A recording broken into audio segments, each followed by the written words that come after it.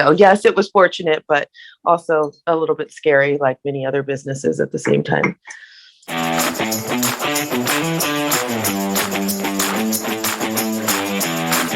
I believe it's now been 13 years ago that you launched the company.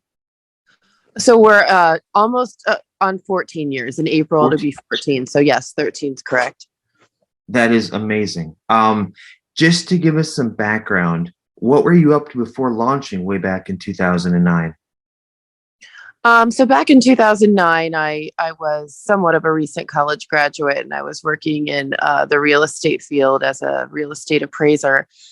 And I launched this product right when the recession was basically at its peak. It just had started, and the market crashed pretty heavily in Florida, where we're based or where I was living at the time. So I found myself without work and this idea that I felt pretty strongly about. And so that was what was going back on when this company was launched. That's incredible. Since you've been in business for over 10 years, just in general, you're in a field that I think is so evolving culturally and I'm going to say scientifically as far as mixes go. What are some of the biggest changes you've navigated in the industry over those 10 years?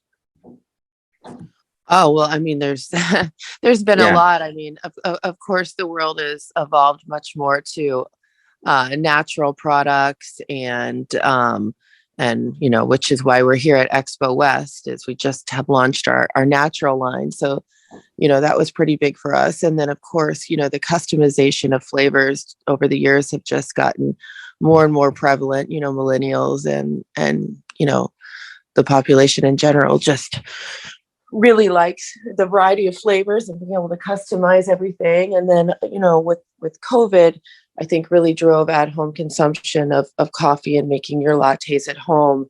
So I think all of those trends over the last 10 years have really helped drive this company's growth. That's incredible. And you mentioning COVID and that the at-home portion of it really does make a lot of sense. And I guess, forgive the phrase, but lucky timing that you had this amazing product out at a time when the world didn't know they needed it. And then it turned out they absolutely needed it right at their home. So that is a great concept. Yeah. Speaking of, go ahead. Sorry.